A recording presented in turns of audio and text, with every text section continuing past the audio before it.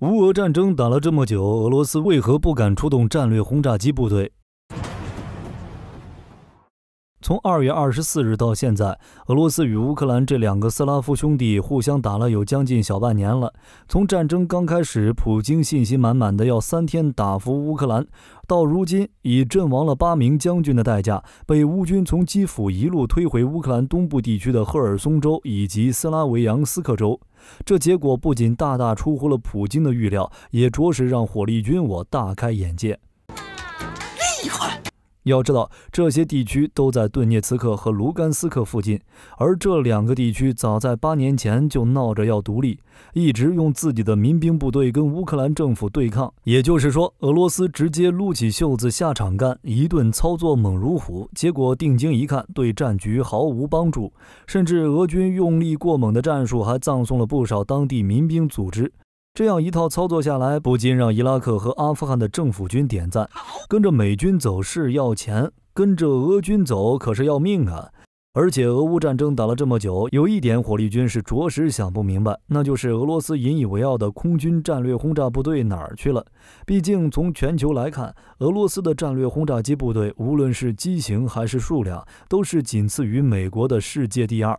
俄罗斯战略轰炸机部队在苏联解体后，经过了数次重组与合并。自2015年以来，俄罗斯战略轰炸机部队现拥有2个航空师，分别是第22近卫重型轰炸机航空师和第326重型轰炸机航空师。除去运输机和空中加油机外，共装备了1个中队的图160、4个中队的图 95MS 和3个中队的图 22M3。俄军现役的图160、图 95MS、图 22M3 这3款轰炸机都是大家所熟知的型号，合计总数量接近130架，其中图160有17架，并且从2014年开始，部分图160还升级到了图160M 型，能够携带160吨弹药倾泻到敌方头上，使用升限21000米，其在12200米高空飞行时，能够达到 2.05 倍音速的最大飞行速度，也就是说，其能够进行超音速巡航，比很多战斗机飞得都快。因此，图160可谓是俄罗斯空天军的超级王牌武器，而图 95MS 目前装备有40余架，是俄罗斯战略轰炸部队的核心主力。其原始型号诞生于上世纪50年代，跟美国的 B-52轰炸机是一个时代的产物，最大飞行速度为每小时855公里。图95原本被苏联关了生产线，但是为了能够发射 KH-55巡航导弹，苏联在70年代末又重启生产线，将图95升级成了图 95MS，能够携带6至10枚 KH-55巡航导弹。目前，俄罗斯这40余架图 95MS 都是在80年代到90年代初期生产，对于战略轰炸机而言，算是正值壮年。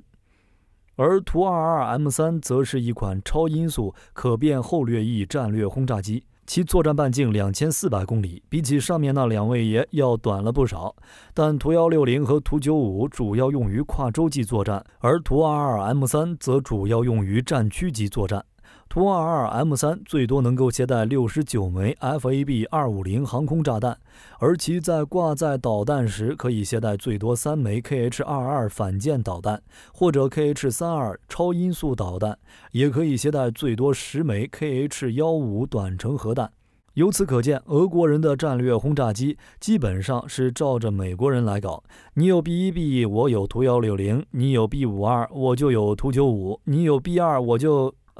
就有图 22M3。虽然不隐身，但胜在我便宜啊。就战略轰炸机整体数量上来看，美国157架，俄罗斯130余架。可以说，俄罗斯的战略轰炸机部队发挥个美军的80功力应该不难吧？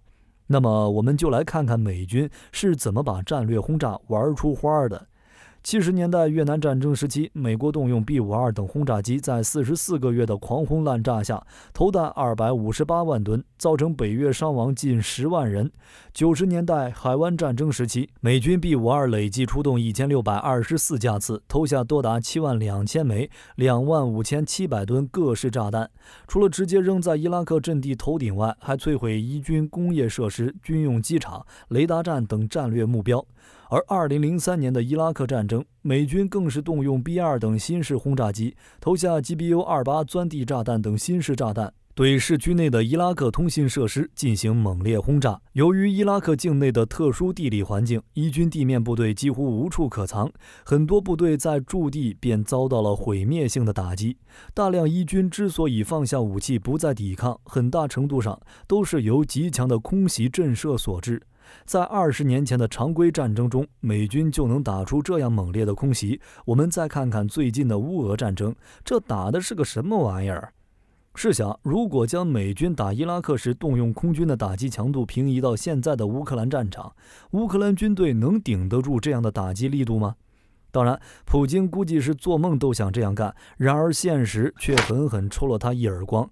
虽然在开战的第一天，俄罗斯就重点打击了乌军机场、指挥枢纽等重点军事目标，俄军更是宣称已经瘫痪了乌军的空军以及指挥系统。紧接着，数十万大军浩浩荡荡踏上乌克兰领土，并包围了基辅，一切发展的似乎比当年的美国还猛。很多人都以为俄军会重现海湾战争的经典一幕，利用大量精确制导武器、战斗机、轰炸机等空中打击力量，对乌克兰实施闪电战。然而没过多久，整场战争的发展就朝着普京的预想越打越远。意不意外？开不开心？实际情况令人大跌眼镜。俄军没能复制美军在海湾战争中的战术，现在的战况更像是上个世纪的二战。整场战争看起来就像是传统作战与现代化战争的碰撞，既大量使用了现代高精尖武器，又有传统的火炮对轰。现代战争中一向被冷落的炮兵却成为了中坚力量，并且是双方取得决胜关键力量。在俄军对顿巴斯地区的进攻中，俄军出动了大量的 2S-19 自行火炮轰击乌军阵地，甚至龙卷风 BM-21 火箭炮全部都登场离地，无数炮弹和火箭弹在嘶吼中砸向乌军阵地。这画面如果是黑白的，你说这是二战时期的苏德战场，我都信。在哈尔科夫的战场上，乌军对俄军的反攻也是使用大量北约援助的火炮对俄军贴脸输出，唯一和现代战争沾点边的也就是天上飞的无人机了。那么问题来了，乌军这样打是因为其机场、弹药库等设施在开战时就被俄罗斯给摧毁了，手里没有像样的武器，只能这样打。俄军你也这样玩，对得起你全球老二的实力吗？俄罗斯的战略轰炸部队哪儿去了？其实，在开战初期，俄军的空中部队出动的还是比较频繁的。俄军的苏30、苏34、苏35等先进飞机频频出动，对乌军阵地进行空袭，并且在围攻亚速钢铁厂时，由于该厂十分坚固，久攻不下，俄军直接使用图22 M3 战略轰炸机投放了重达3吨的 FAB3000 重型炸弹，炸出了深度7米、直径20米以上的超级弹坑。但这也是目前乌俄战场上俄军战略轰炸机部队的唯一一次亮相，其余时间里，俄罗斯空军的靓仔们就这么心安理得地看着陆军兄弟冲锋陷阵吗？会吧？当然不是了。火力军认为俄空军并非贪生怕死之辈，可奈何双拳难敌四手，西方国家的援助实在是太可怕。自乌俄双方开战以来，北约国家信守承诺，乌克兰既然不是北约成员国，北约就不会亲自下场派兵与俄罗斯开干。但虽然我不能跟你硬碰硬，但我却可以给乌克兰递刀子呀。要钱给钱，要枪给枪，标枪毒刺更是不要钱似的随便送。截止到目前为止，单美国一国就援助了近4000枚毒刺导弹，挪威、英国等国也将西北风、星光等各种类型的防空导弹慷慨解囊。于是俄罗斯的飞行员们就倒了大霉了，各种先进战机频频被击落。想象中空军摁着陆军摩擦情况没有出现，倒是俄空军被乌地面火力打得找不到北。当然这也不能全怪敌人太强大，毕竟这些都是便携式单兵防空导弹，实际射高有限，只能打中低空目标，根本就够不到苏30、苏34、苏35等先进战机的正常作战高度。被击落的俄军飞行员要怪就怪自己的部队缺少足够的精确制导弹药，逼得飞行员只能顶着乌军的防空导弹来低空投掷生了锈的铁炸弹，驾驶着比肩台风阵风的先进4代战机，干着二战时期太平洋战场上日军自杀式进攻的活，这一仗打得能不憋屈吗？战机频频被击落也就理所应当了，但这也解释不了为何战略轰炸机不登场。毕竟战略轰炸机跟战斗机不一样，大肚子里都是几十吨的装弹药，炸弹更是铁不铁的都无所谓，生了锈的更好，破伤风伤害加 0.1， 一股脑的从高空扔下去就完事儿了，根本不用像只能带几枚炸弹的战斗机似的。为了炸得到，还得迎着敌方的导弹俯冲投弹，听起来的确挺爽的，是不是？但实际情况却远远不是这样。你想象中的俄罗斯战略轰炸机部队威风凛凛，战机擦得油光锃亮，但实际上俄罗斯空军却是破败不堪。苏联当年留下的庞大武器库不仅没有得到更新换代，反倒早就腐朽溃烂的差不多了。就好比俄军的坦克在纸面上有好几万辆，但是真正还能开得动的只有几千辆而已。而且飞机跟坦克还不一样，坦克个别部件坏了也没关系，只要还能勉强开，哪怕没有真实战斗力也能继续狐假虎威装样子。飞机可比坦克复杂精密多了，有问题的话根本飞不起来，强行飞起来也会直接掉下来。俄军战略轰炸机部队在俄乌战争中全程看戏，纯粹是压根儿就飞不起来。飞机数量虽然多，但是妥善率极低，并且严重缺乏备用的零部件。比如大家都嘲笑俄军的苏34、苏35多次因为低空扔铁炸弹而被乌军击落，这一方面确实是因为俄军缺乏精确制导弹药，但更关键的是，本来应该由苏24、苏25干的活，俄军却不得不动用昂贵的苏34、苏35来干。本质上就是因为苏24、苏25这些老式飞机的备件奇缺，出动率难以保障，俄军只能被迫使用新一代的飞机来填补缺口，去替老式飞机干这些低端的工作。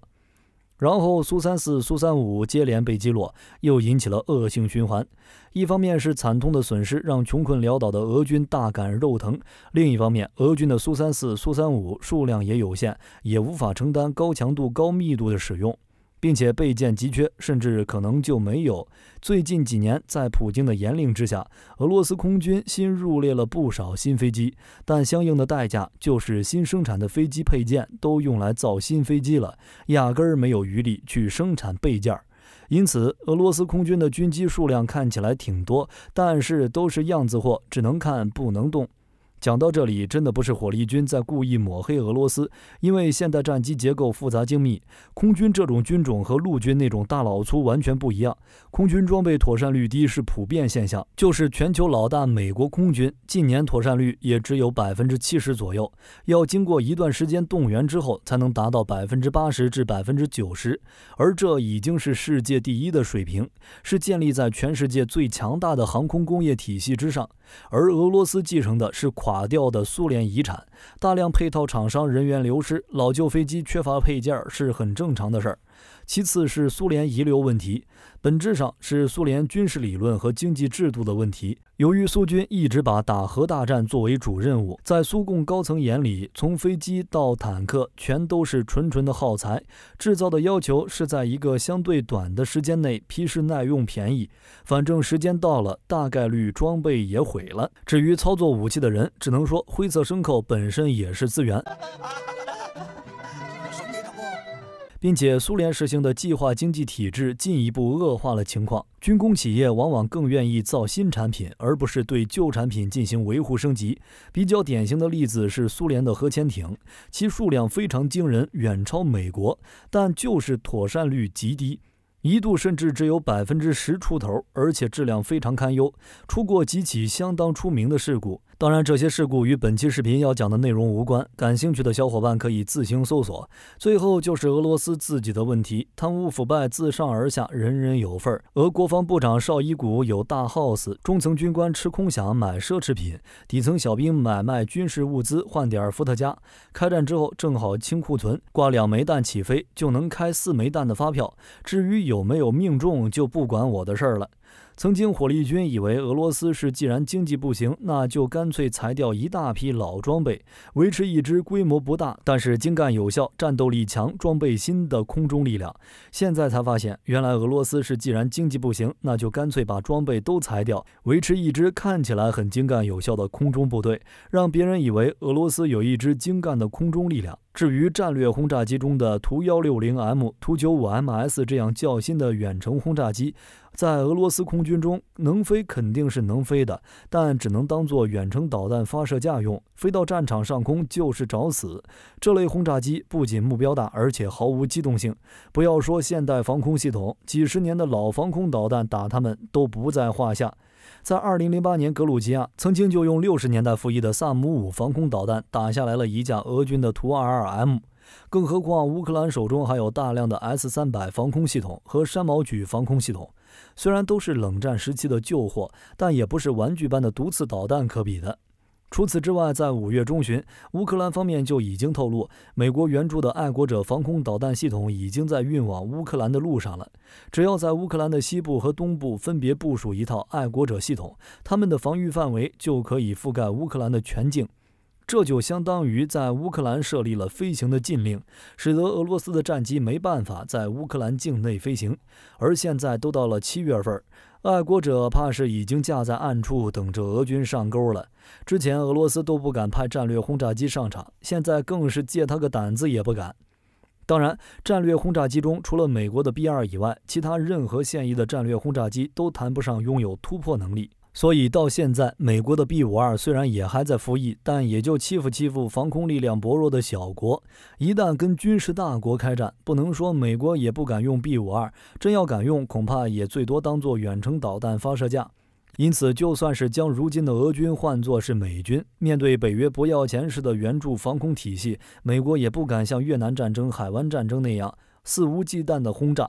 而在马里乌波尔，俄军之所以敢派出图 22M 去炸亚速钢铁厂，那是因为当地的守军已经被围困2个月，里里外外都被俄军地面部队扫荡多次，已经完全没防空能力了，这才敢派出图 22M 去扔铁炸弹。至于其他的地方，俄军根本不敢用。苏联留下来的铁疙瘩掉一架少一架，没必要去送死。反倒是炮兵部队数量众多，但是牵引式152毫米火炮就有1000余门，更有760辆 2S19 型152毫米自行榴弹炮，外加931辆 2S3 型152毫米自行加榴炮，更别提数量众多的远程火箭炮还没算进来。这样摊开一算的话，换作是火力军，我也用炮兵部队啊，只能再辛苦炮兵弟兄们了，骂名就由我来受，你们只需要负责送命就好了。怎么样，是不是很划算？其次，俄军很可能压根儿就没有一次性出动上百架规模战机和轰炸机群的能力。那么多飞机在同一空域协同作战，看似一股脑飞过去就完事儿了，实则却相当复杂，需要通讯网络、情报收集、后勤配套、空情处置、空地协同引导作战等多种能力，都能够熟练配合才能完成任务。俄军的空地协同太差，空军和陆军都是自己打自己的，完全做不到像美国那样地面部队引导空军攻击，随时呼叫空中支援这种空地一体协同作战的战法。俄军的耗材们呼叫个炮火支援就不得了，想要调一架少一架的宝贝飞机替你们送命，门儿都没有。其次就不是俄罗斯的问题了，虽然北约部队不参战，但整个北约的情报侦察体系都能为乌克兰提供情报，比如部署在波兰预警雷达，对空侦察能力极强，俄罗斯战略轰炸机敢冒头就能立刻被发现，并且人家还部署在乌克兰境外，俄罗斯想摧毁都没办法摧毁，只能看着干着急。因此别说是俄罗斯，就是换做任何一个别的国家，想要毫无忌惮的扔炸弹也得掂量掂量。以上这些就是火力军分析的为何在乌俄战场上俄罗斯不敢动用战略轰炸机的原因。有其他观点的观众朋友们也可以将看法发表在评论区。本期视频就到这里，我是火力军，我们下期再见。